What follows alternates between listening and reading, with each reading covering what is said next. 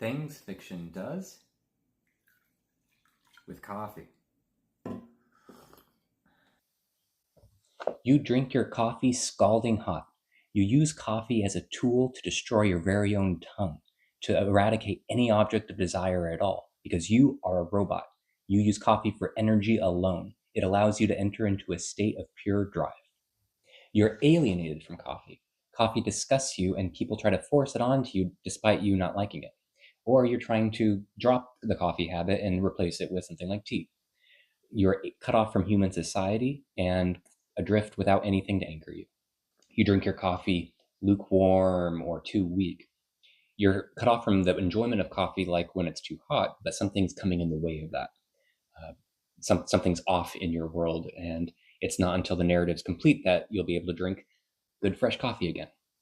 You're a kid and you just don't get why adults like coffee so much. So here's the classic coming of age distinction between childhood and adulthood. Liking coffee means you're an adult and part of normal society. But you can also just never get why people like coffee. And that becomes a marker for the new human, the post capitalistic subject, someone who just never will get it, and what that society will be, a society that is coffeeless. You drink copious amounts of low quality coffee just to function in the world.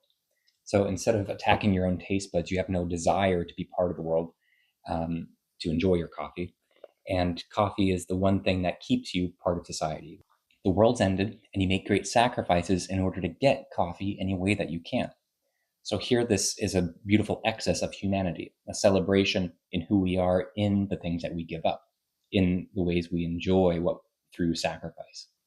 I do a few different things with coffee in my own zombie apocalypse, but the main one is an actual awareness that if we lose coffee, we literally do lose ourselves.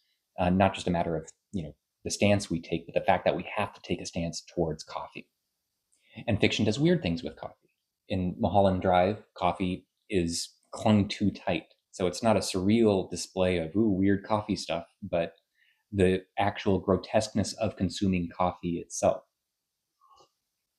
I'm not going to do that. But, you know, the weirdness inherent to drinking coffee. And then the very best for last, Dale Cooper in Twin Peaks and his absolute beautiful clarion love for coffee, a huge statement of coffee equals love equals life. And the really interesting thing about this is at the very end of Twin Peaks The Return, we are made to give this up. So it's not sacrificed or destroyed. It's something that we have to turn against ourselves. I could make a whole thing about that if you guys want, but that is the pinnacle of coffee and fiction.